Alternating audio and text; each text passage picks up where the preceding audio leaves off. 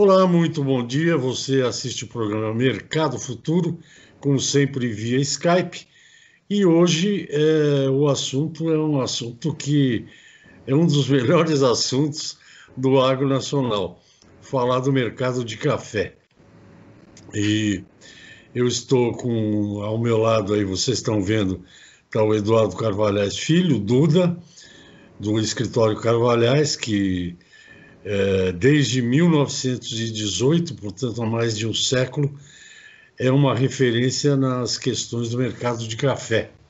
E só para, perdão, para relaxar um pouquinho, para brincar com o Duda, faz tempo, Duda, que a gente fala de café. Eu estava lembrando aqui de falar com você sobre o programa Diário Rural na TV Bandeirantes. Acho que foi a primeira vez que eu te entrevistei. Já não vou dizer nem quanto tempo faz, porque faz muito tempo.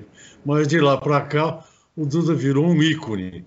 Hoje ele não estou dizendo que foi a primeira lá, mas hoje ele é uma fonte para todo o mercado quando o assunto é café. Bom, muito boa tarde, muito obrigado pela sua atenção. Vamos começar falando de café, então. Ok, boa tarde para todos. Bom, vamos entrar nesse parênteses aí, porque realmente eu vou procurar essa fita. Ainda é VHS, tá? Para você ver como faz tempo isso. E se não tiver muito mofada, porque eu olho para a pilha de VHS que eu tenho em casa, de gravações ao longo desses mais de 30 anos de gravações, desanima um pouco de mexer naquilo. Mas tem lá a gravação, você era o editor do programa e quem me entrevistou não foi você. Foi o nosso amigo Carlos Raíces, que depois ficou muito tempo no Valor Econômico, e o Carlos Raíces estava começando ali.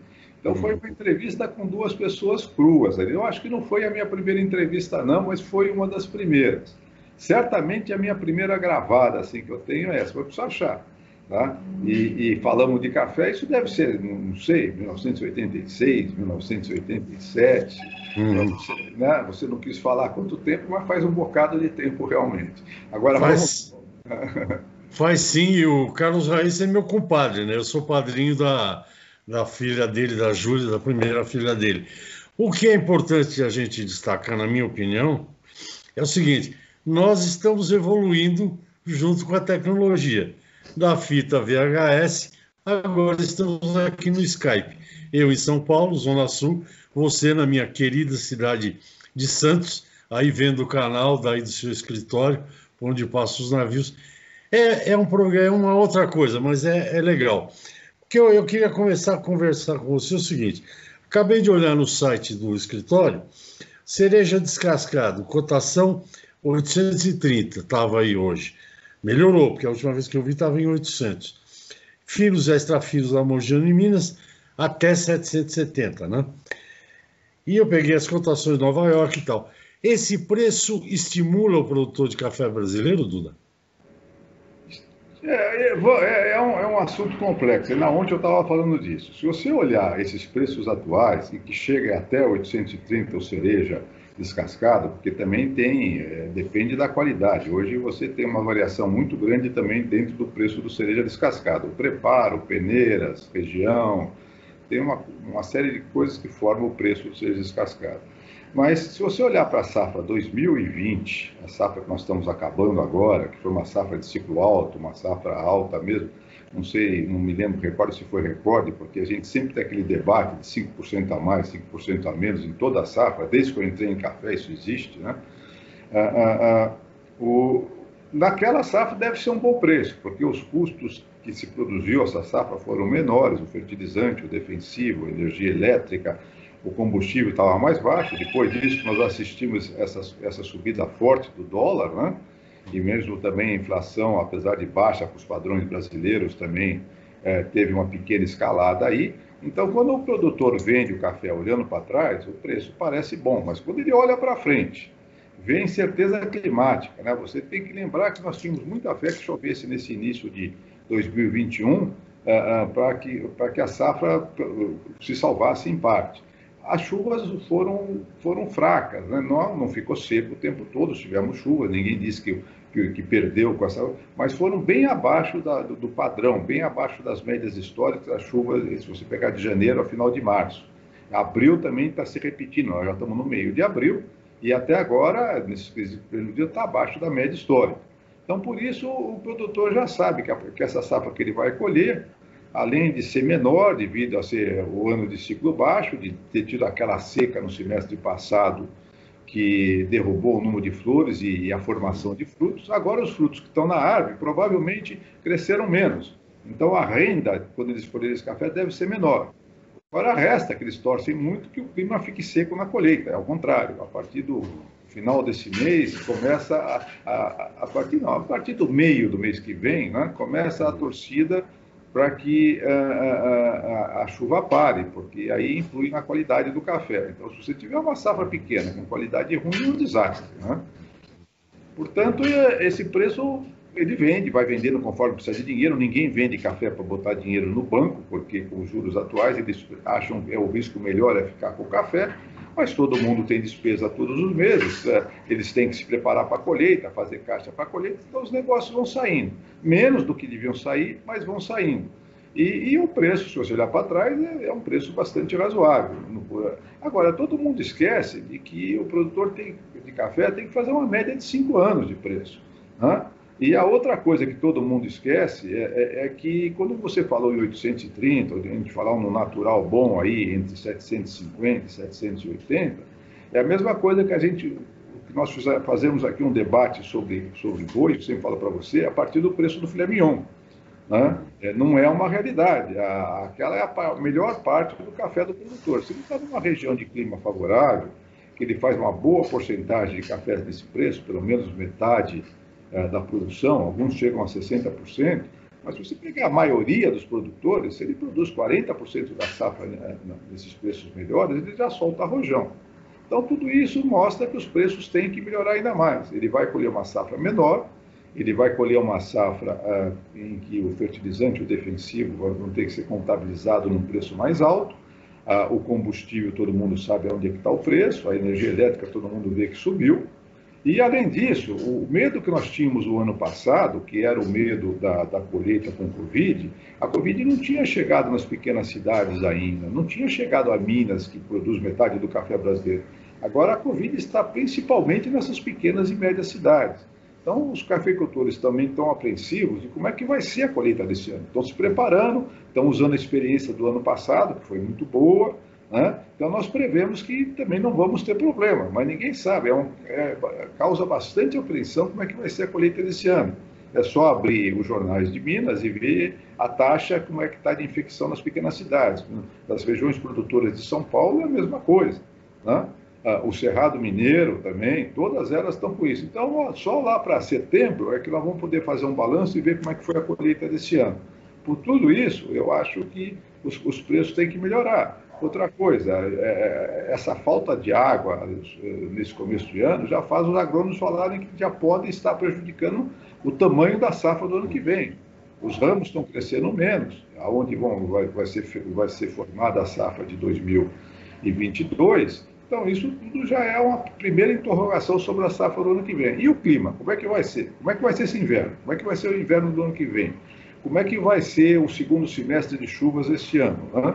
Por exemplo, o frio era uma coisa que até 3 anos atrás eu tinha afastado das minhas preocupações. O clima está crescendo, o aquecimento global e tal. Mas quando você olha para o hemisfério norte e vê que, apesar da média de temperatura ser maior hoje em dia, eles ainda têm uns picos de frio, né, mesmo fora de hora. Quando você vê que esse ano geou na Grécia, né, geou na Espanha, geou não, nevou, né?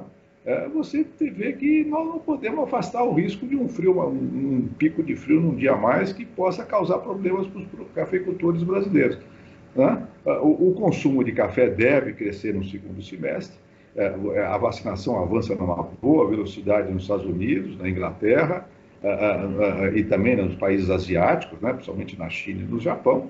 Isso tudo faz prever que a população vai voltar para as ruas, e aí o consumo fora do lar vai crescer. Quem leu o Estado de São Paulo viu ontem, estampada na primeira página do Estado, uma fotografia muito bonita das cafeterias inglesas aí em Londres, lotadas de gente, no primeiro dia em que foi permitido isso, depois de vários meses com tudo fechado. Isso mostra a ansiedade da população para voltar para o padrão de vida anterior. Nós não vamos ter consumo no segundo semestre igual a antes da Covid, mas já vai ser melhor do que foi o ano passado e até agora. Uma coisa interessante que eu li, acho que foi eu li no teu comentário diário, não no semanal, mas depois eu vou dar um intervalinho, você vai falar sobre isso depois.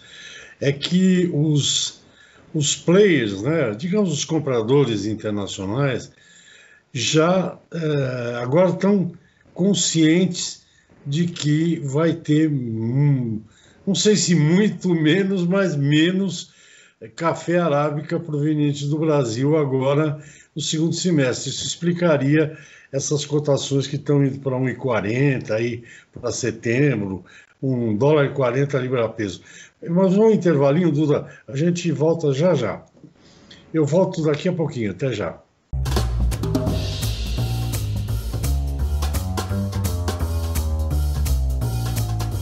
Ok, estamos de volta. Hoje o meu convidado, meu entrevistado é o Eduardo Carvalhais Filho, Duda, do Escritório Carvalhais, tradicional escritório lá em Santos. E antes do intervalo eu já tinha feito uma pergunta para saber se o pessoal lá fora, os nossos compradores de café, já estão deixando a barba deles, que é assim como a minha, de molho, porque eles vão ter, talvez tenham algum problema por causa da quantidade de café que o Brasil vai produzir nesta safra. É isso aí, Duda?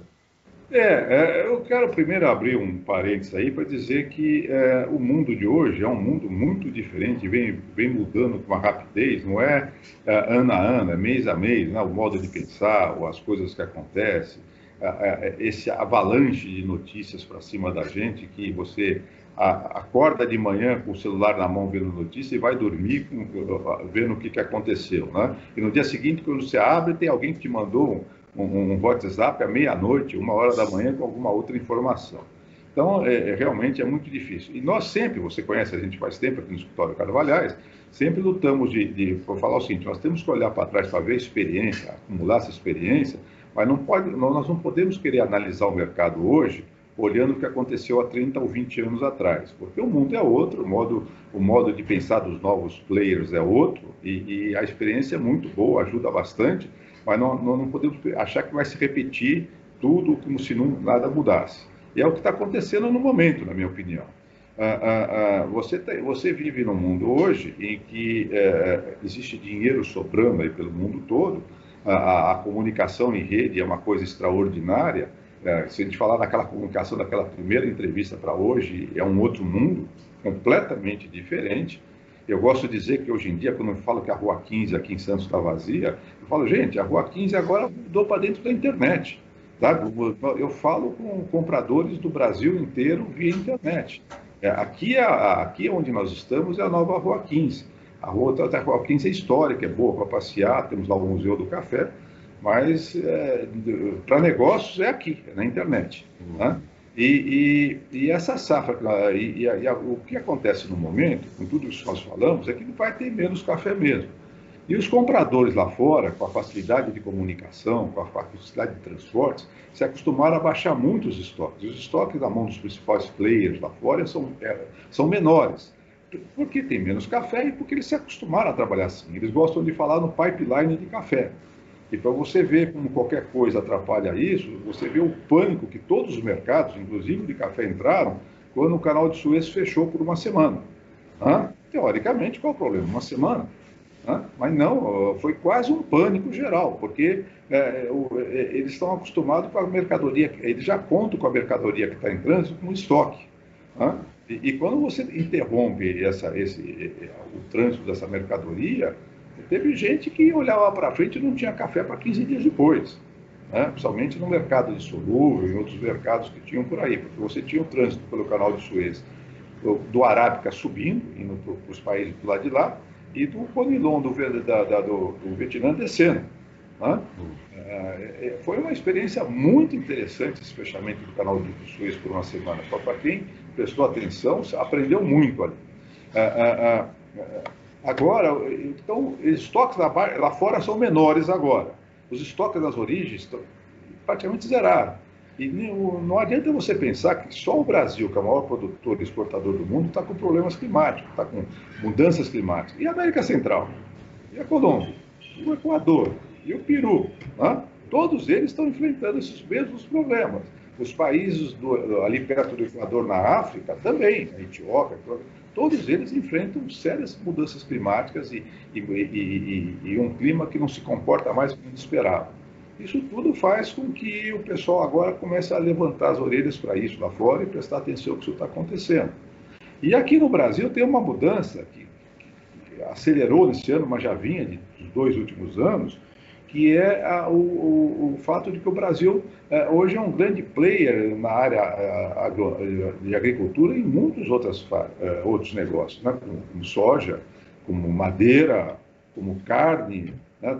Então, quem tem terra no Brasil tem muitos lugares para trabalhar, muitos outros produtos para trabalhar, que não só o café, como era 50 anos atrás, né? Em termos de exportação, a gente esquece, mas em 1960, 50% da receita cambial do Brasil, né? Não era do agronegócio, vinha do café. O ano passado, o Brasil bateu o seu recorde histórico de volume de café exportado. Veja bem, a nossa primeira exportação é de 1747. Desse tempo todo, o maior volume da história foi o ano passado. E a receita cambial com o café foi a quinta do agronegócio, não é que foi a quinta do Brasil. Né? Você vê como tudo mudou. E mesmo assim a gente continua com o maior produtor, maior exportador e segundo o maior consumidor do mundo. O nosso negócio de café cresceu em relação àquela época. É que a economia brasileira cresceu, e mundial cresceu mais ainda. Né? Então agora o cafeicultor olha o que está acontecendo, por exemplo, com soja, principalmente quem tem áreas maiores, planas e com bastante água irrigada, e começa a fazer conta. E começa a perceber que produzir soja, produzir grãos é um negócio melhor. Né?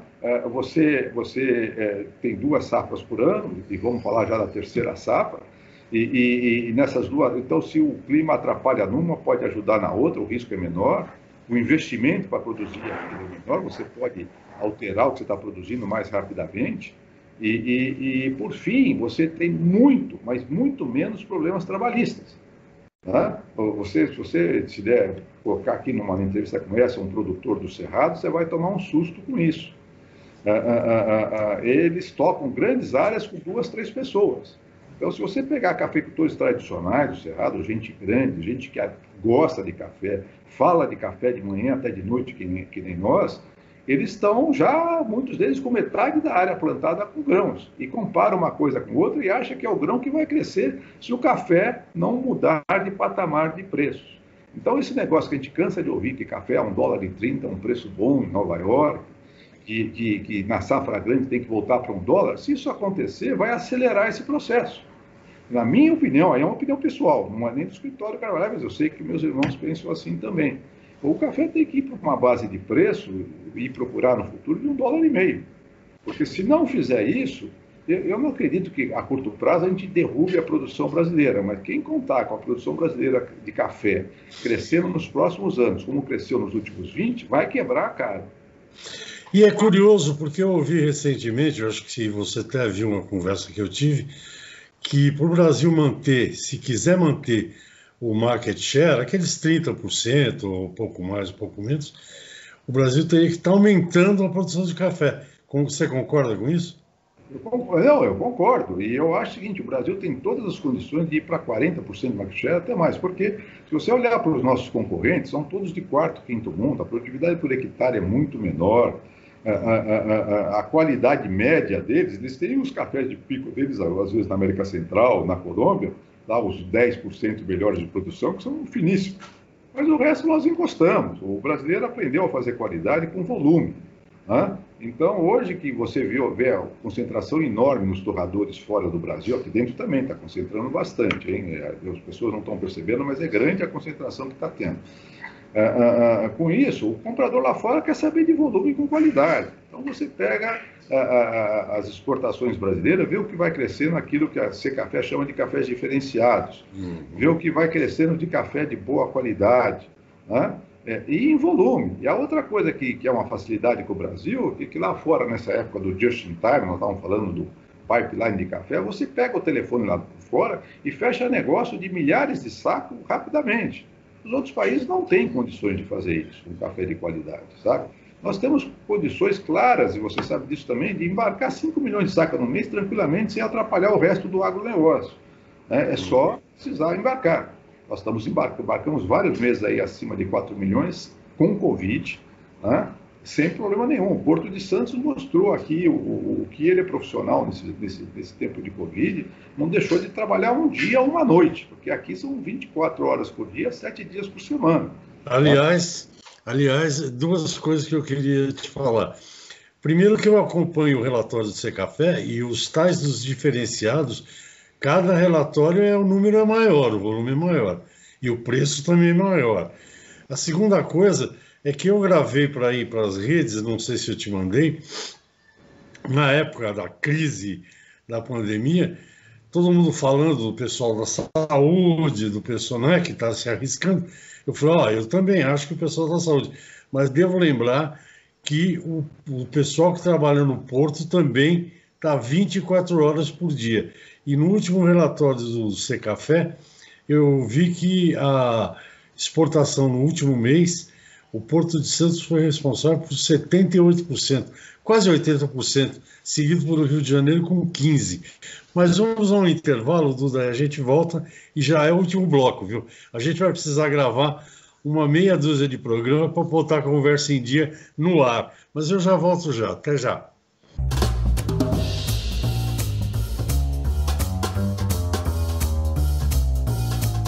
Ok, estamos de volta. O assunto é café. O entrevistado Eduardo Carvalhais, filho Duda, do Escritório Carvalhais, centenário Escritório Carvalhais. Eu lembro, Duda, que a gente tem que falar. Eu falei um pouco do Porto de Santos e tal, mas a gente tem que falar do Museu do Café. E sempre que alguém me fala do Museu do Café, eu me lembro de uma história, não sei se o Duda se lembra, do saudoso Luiz Raffers. Não sei quem convidou Luiz Raffers para, acho que ser do conselho ou membro do Museu do Café. Ao que o Raffers, com a sua ironia e o seu humor refinadíssimo, perguntou, não sei se foi para o Duda ou para outra pessoa, mas vocês me querem como diretor do museu ou como acervo? Lembra disso, Duda?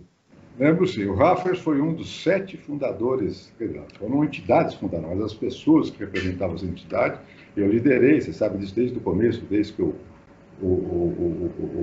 governador Mário Covas disse que reformaria, depois de uma luta grande aqui da Associação Centro Vivo, que eu era o presidente, ele disse que reformaria a Bolsa do Café, mas nós do Café teríamos que montar um museu lá. Foi assim que eu me vi envolvido na montagem do museu. Eu liderei isso por pedido da Ação Comercial de Santos, que também esteve conosco desde o começo, e decidimos que ia ser um museu nacional pela importância do prédio, pela importância do Porto de Santos, e eu saí convidando representantes de cada uma dos segmentos do agronegócio para nos ajudarem na formação do museu. E o Raffers foi contatado por mim para ser o primeiro homem da produção de café. Ele tinha aquele nome, aquele jeito dele, conhecia muito história, a cultura do Raffers é bastante grande, sempre foi, né? E o Raffers veio e uma das primeiras conversas dele foi isso: tá bom, mas então vocês têm que me dar uma salvaguarda de quando eu entrar no museu, vocês deixarem eu sair. Eu tenho que entrar, mas preciso sair também. Aí eu brinquei com muita gente tradicional do café, cada vez que eu convidava, eu fazia a mesma brincadeira. Não, você pode ir, que nós te damos um salvaguarda para você sair lá de dentro. Pode sair. Então, foi isso mesmo. Mas o Museu do Café, veja, nós abrimos em setembro de 1998, mas ele foi fundado em março, acho, nós comemoramos agora, alguns dias atrás, o aniversário do museu. Ele foi fundado, a Associação de Amigos do Museu, em março de 1998. E tivemos 3 anos de trabalho antes para formar isso, né? Portanto, ele já daqui a pouco vai estar fazendo 25 anos. O ano que vem, o Brasil comemora comemora o seu 2º centenário da proclamação da independência. Exatamente. E nós fundamos, 200 anos disso, em 2022, E o Museu do Café, o prédio do museu, a Bolsa Oficial, comemora 100 anos. Ela fez parte a inauguração da Bolsa Oficial fez parte das comemorações do primeiro centenário. Teve aqui o presidente da República da época, comandando as comemorações do primeiro centenário a partir da Bolsa Oficial de Café de Santos. Né? Então, nós temos mais essa história sobre ela. E ela vem bem com essa pandemia agora. Nós estamos, nesse ano, restaurando mais uma vez a fachada toda do prédio. Estamos bastante avançados e devemos terminar em mais uns 3 ou 4 meses. Então, depois daquela grande restauração que houve entre 95 e 98, é a primeira restauração na fachada. Por dentro está tudo em ordem também. Nós estamos ansiosos para que a Covid termine, para nós nos prepararmos para a comemoração em 7 de setembro de 2022, do segundo centenário da independência do Brasil. Eu acho legal esse negócio, porque o museu é muito legal. Aí perto do museu você tem o Centro Todo Histórico de Santos, que é muito bonito, eu gosto de ver. Você sabe que eu sempre me arrumo um motivo, quando eu estou aí no Centro Histórico, no Escritório Carvalhais, eu arrumo um motivo para ir lá ao lado da Câmara, acho que é da Câmara de Santos. Você sabe por quê? Para comer um pastelzinho lá, que eu sei... Do lado da prefeitura. Do lado da prefeitura, perdão. Então, mas eu queria te perguntar um negócio, não com relação ao museu. O museu foi liderado por você desde o começo, isso está na história já, as pessoas sabem, e outras personalidades ajudaram bastante, ele é Gente, é uma obra coletiva, eu gosto sempre de falar isso. E o prédio é belíssimo, enfim, tem lá, eu adoro a Sala do Pregão, já cansei de olhar para as obras do Benedito Calixto, isso faz muito tempo já, mas é um lugar imperdível mesmo, sendo a Santos tem que ir. Eu queria te fazer uma pergunta, nós temos mais 4 minutos de programa. Eu queria te fazer uma pergunta que hoje de manhã aqui me passou e eu falei, acho que o Duda pode me explicar.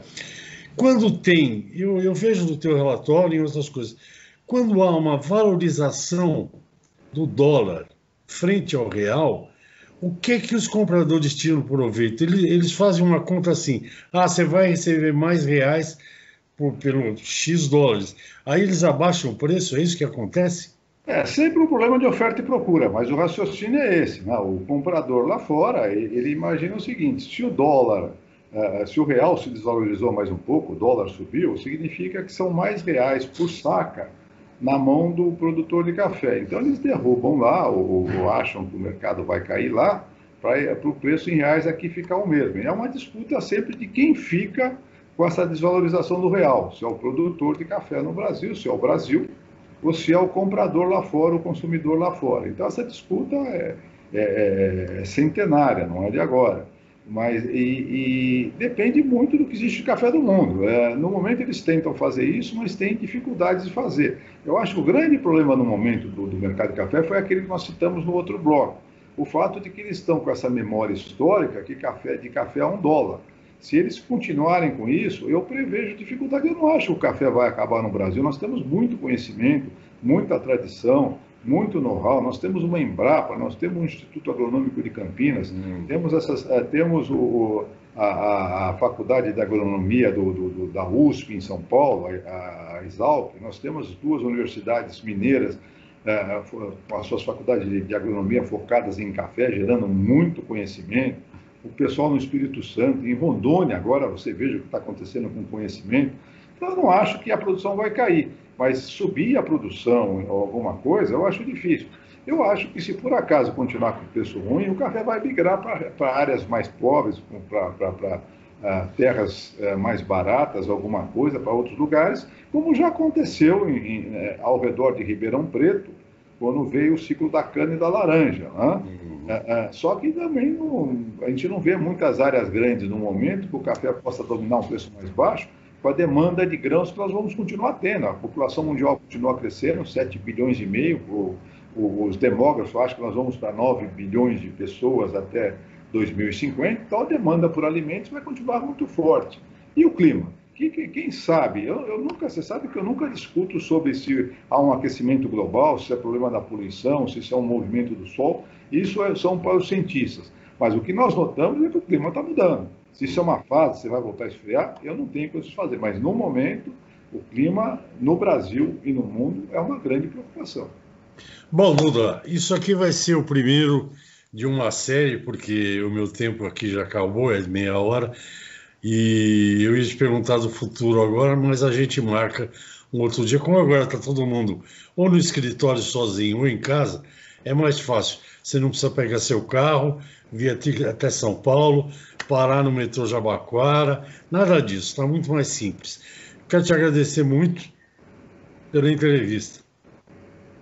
Nós precisamos gravar essa entrevista e guardar, porque é a primeira que nós fazemos, eu tenho feito isso bastante aqui, mas fazemos por essa via, e esse é o grande avanço que houve no mundo. Realmente você pode fazer entrevista a hora que quiser, ficou muito mais fácil, mas eu tenho sempre essa dívida com você. Eu dou entrevistas para você, não vou contar de 86 para cá, porque fica chato de tanto ano que é, mas faz tempo. Mas essa é a primeira digital, assim. Depois fizemos muitas lá na BMF Bovespa, agora a B3, né?